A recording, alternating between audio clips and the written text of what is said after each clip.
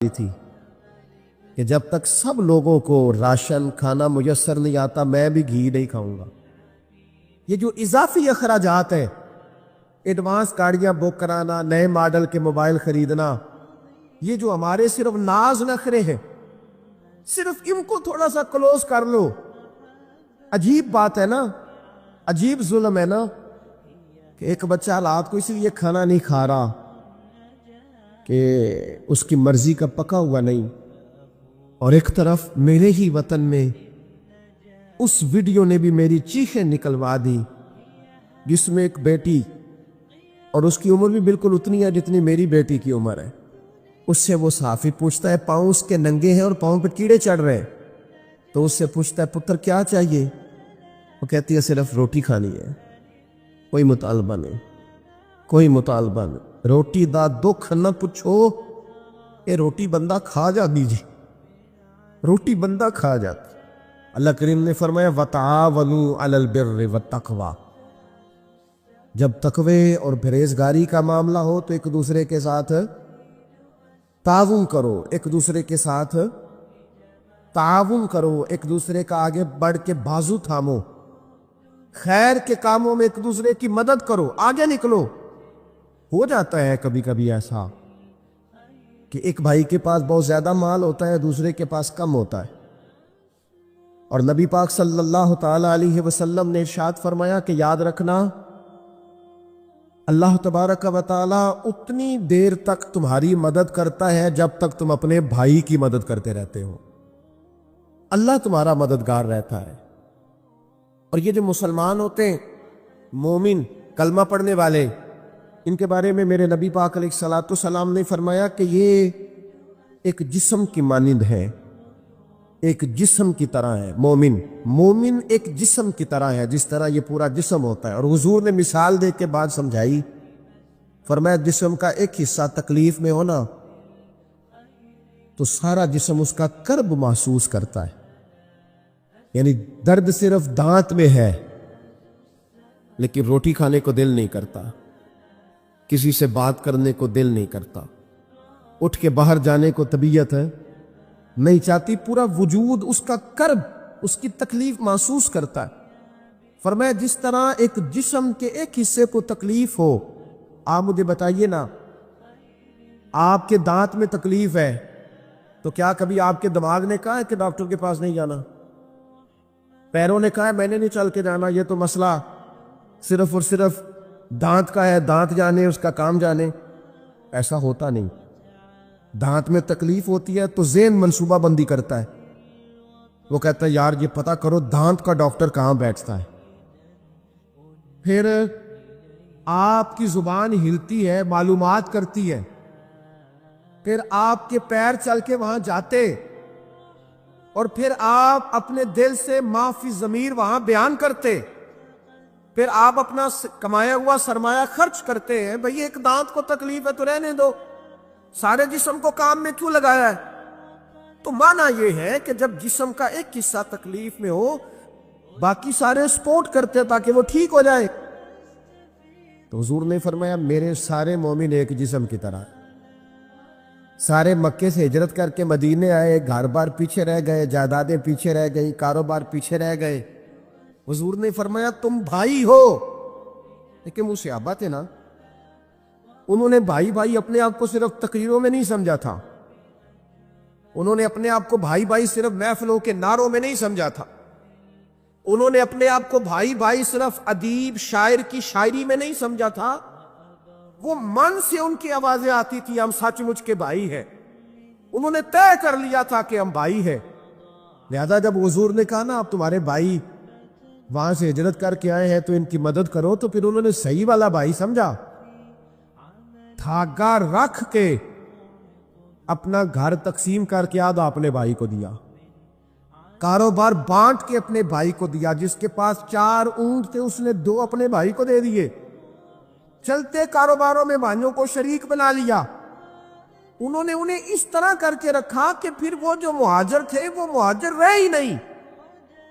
انہیں یوں لگا کہ ہم تو ایک گھر سے اپنے دوسرے گھر میں شفٹ ہوئے، انہیں کسی جگہ بھی کوئی تکلیف نہیں آئی۔ لیکن امیر آدمی غریب کو بھائی سمجھنے کو تیار ہوتا نہیں، تگڑا بندہ چھوٹے کے قریب جانے کے لیے راضی ہوتا نہیں، جب تک وہ خاص ذہن نہ بنے جو ذہن ہمیں رسول پاک صلی اللہ علیہ وسلم نے عطا کیا ہے، اتنی دیر تک انسان اس مقام تک پہنچ نہیں سکتا جہاں وہ اپنے بھائی کے لیے خیر کا معاملہ کرے۔ تو ایک تو یہ کہ ہمیں آگے بڑھنا چاہیے، ان لوگوں کو اپنا بھائی جاننا چاہیے۔ چوتھی بات، اسلام کے اندر نا ہر ذی روح کے ساتھ نیکی کرنے کا اجر ہے، ہر تر جگر والے کے ساتھ نیکی کرنے کا ثواب ہے اسلام کے اندر۔ جو تر جگر رکھتا ہے، جس کے وجود میں روح ہے، اس سے نیکی کریں اجر ملے گا۔ صحیح حدیث میں موجود ہے نا، اور میرے خیال ہے آپ سب کو وہ حدیث آتی ہے کہ نبی پاک علیہ السلام نے فرمایا کہ ساری زندگی گناہ کرنے والی عورت نے کتے کو پانی پلایا تھا تو رب نے بخشی فرما دی۔ کتا حلال جانور بھی نہیں، کتے کو پانی پلایا، ساری زندگی کے گناہ تھے، اللہ نے معاف کر دیا۔ کوئی بھی تر جگر والا ہو، آپ مجھے بتائیے ایک کتے کو پانی پلانے سے رب معاف کرتا ہے، تو اگر وہ کسی انسان کی خدمت کرے، اور نرا انسان نہیں مسلمان، اور نرا مسلمان نہیں مدینے والے کا غلام، رسول اللہ کا کلمہ پڑھنے والا، اس کے ساتھ نیکی کرنے سے اللہ کتنا اجر عطا فرمائے گا۔ تو عزیز بھائی، مخلوق خدا سے جب لوگ پیار کرتے ہیں، جب لوگ محبت کرتے ہیں، اور جب ہمارے دل نرم، ہمیں نا مادہ پرست بنایا گیا ہے کچھ عرصے سے، ہمارا ذہن بنا دیا، اور یہ ڈھیر سارے لوگ ہیں جو تقسیم کرتے ہیں ذہنوں کو، ڈھیر سارے لوگ، اس میں بعض مذہبی لوگ بھی شامل ہیں اللہ ماشاءاللہ، جو ذہن تقسیم کرتے ہیں، چھوٹی چھوٹی اپنے لالچ کے لیے لوگوں کو ایک دوسرے سے دور کرتے ہیں۔ یہ تقسیم کار ہمارا عام حصہ ہے، عام جز ہے۔ یاد رکھنا، جب قومیں مادہ پرست ہو جاتی ہیں نا، جب وہ ہر چیز کو پیسے میں تولتی ہیں اور پہلے اپنا نفع دیکھتی ہیں، پھر وہ معاشرہ انسانوں کا معاشرہ نہیں رہتا، وہ تاجروں کا معاشرہ ہوتا ہے۔ وہاں ہر چیز سیل ہوتی ہے، بیچی جاتی ہے۔ دوستو، قلبی طور پر جب دلوں میں گنجائش ہوتی ہے، جب ہمارے دلوں میں وسعت ہوتی ہے، جب ہمیں پیار کرنا آتا ہے، 2 آدمیوں کا کھانا 3 آدمی کھا سکتے ہیں، شرط یہ ہے کہ وہ تیسرے کو بٹھانے کی وسعت رکھتے ہو۔ 4 آدمیوں کا کھانا 5 آدمی کھا سکتے ہیں، شرط یہ ہے کہ ان کے دلوں میں گنجائش موجود ہو۔ یاد رکھنا، ایک چھت کے نیچے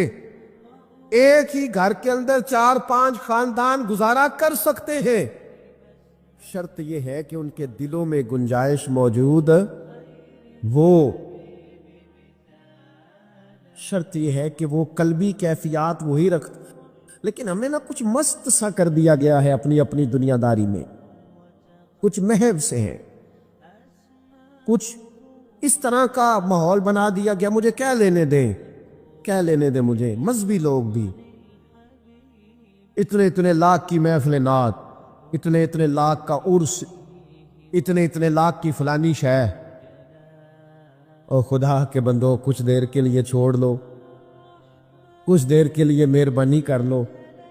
اور دیکھو تو صحیح ضرورت کس چیز کی زیادہ ہے۔ چلو کوئی تو گنجائش پیدا کرو زندگی میں۔ اسلامی عقائد میں سے نا ایک بنیادی عقیدہ آخرت ہے۔ جن چیزوں پر انسان ساری زندگی اعمال کرتا ہے، وہ چیزیں ہوتی ہیں جو اس کے عقیدے میں شامل ہوتی ہیں۔ عقیدہ جس طرح کا ہوتا ہے اسی طرح کا انسان عمل کرتا ہے، جو اس کی سوچیں ہوتی ہیں، جو افکار ہوتے ہیں، اسی طرح اپنے شب و روز گزارتا ہے۔ جن لوگوں کا عقیدہ آخرت مضبوط ہوتا ہے نا، کہ ہم نے اللہ کی بارگاہ میں کھڑے ہونا ہے، ہم نے اس کی بارگاہ میں جا کے اپنے اعمال کا حساب دینا ہے، عقیدہ آخرت مضبوط ہو تو لازمی طور پر اعمال سنور جاتے ہیں۔ انسان جواب دہی کے تصور کے ساتھ اپنے معاملات زندگی کو بار بار صحیح کرنے کی کوشش کرتا ہے۔ عقیدہ آخرت اسلامی عقائد میں بنیادی فکر کا عقیدہ ہے، اساس ہے عقائد۔ اگر کسی شخص کا یہ خیال ہو جائے کہ میں بس یہی زندگی ہے، کھا لو پی لو موج کرو، تو ظاہر ہے وہ فنا کا نام جب رکھ لے گا زندگی کو اور وہ دوبارہ اٹھنے کا قائل ہی نہیں ہوگا تو وہ تو کسی قانون کا پابند ہی نہیں رہے گا، وہ تو کسی چیز کی پابندی نہیں کرے گا، کسی چیز سے پرہیز نہیں کرے گا، من چاہی زندگی گزارے گا۔ عقیدہ آخرت، اللہ کی بارگاہ میں کھڑا ہونے کا تصور، یہ انسان کو سوار دیتا ہے۔ یہ